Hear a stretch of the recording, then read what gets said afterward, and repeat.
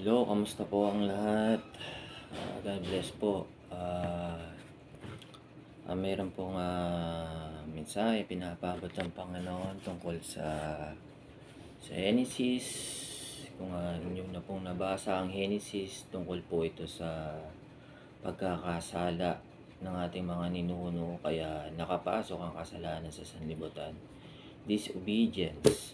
Kaya ah, ang Panginoon piniling mapako sa krus, pinili niyang sumunod, mag-obey upang matamo natin ang biyaya ng kaligtasan.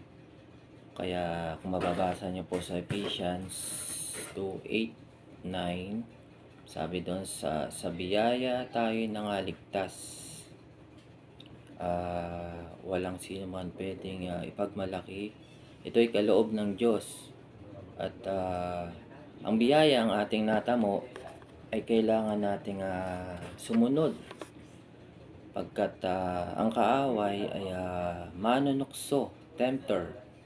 So, ang Panginoon inaalab niya sa atin ng kapag subukan, panunukso ng kaaway upang masubok ang ating pananampalataya, upang masubok ang ating pagiging tapat, upang masubok ang ating pagiging pagsunod sa Kanya, at tayo'y magtagumpay sa takbuhin ng ating buhay.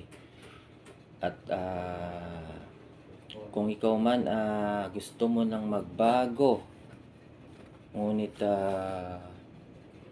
nandiyan pa rin yung panunukso ng kaaway, gusto mo nang itigil ang paninigarilyo pero marami pa rin nag-aaya sa yung manigarilyo, gusto mo nang tumigil sa pag-inom pero lalo naman na madaming nag-aaya sa yung uminom,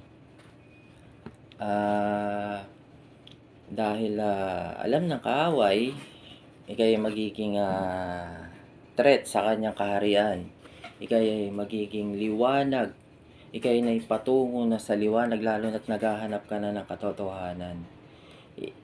Ang pakikipagbaka natin dito sa sanlibutan ay hindi lamang sa physical, meron din spiritual, dark forces. Ako'y naniniwala ng nangyayari na ito sa gobyerno o sa amang bahagi ng mundo. Ako'y naniniwala may mga alagad ng kabutihan, talagang kanila pong inilalaban ang prinsipyong nagmumula sa Panginoon. At kung gusto mo na pong mabago sa bagay na ito na inyong nararanasan, sabayan niyo po ako sa panalangin at yung karera po ng ating buhay. At lagi pong may binabato po dyan ang kaaway, mga panunukso, pero masusubok po ang ating pananampalataya sa pagiging obedient. Sabayan niyo po ako sa panalangin. At Panginoon, ako'y nananalangin, lumalapit sa inyo at humingi ng tawad sa aking nagawang kasalanan mula noon hanggang ngayon. At ako'y handang sumuko at ikaw na po ang magiging Diyos ng aking buhay mula sa araw na ito. O Panginoon, ako'y nananampalataya, Panginoon, sa krus ng Kalbaryo ay inyong tinapos at nagapi ang kasalanan, kamatayan at ang kaaway na si Satanas. Dahil sa inyong pagsunod, dahil sa inyong pag-obey, mas pinili mong mapako at magdusa sa kasalanan ng aming mga ninuno. Mula sa araw na ito, O Panginoon, palayain niyo po ako sa sakit at karamdaman, O Panginoon. Bigyan niyo po ng kapayapaan ng aking isipan. Mula sa araw na ito, O Panginoon, sinusuko ko na po ang aking buhay magpakailanman. Amen. At kung kayo po ay nakasabay, inaanyayahan ko po kayo sa Calvary Temple.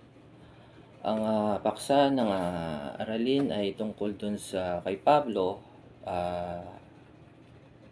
yung race, finisher and author of our faith.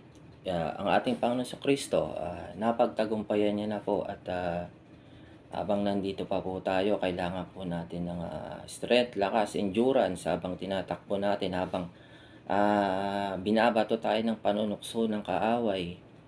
At tayo magpatuloy lamang po. Maraming salamat po. Ang Lenyo for Jesus.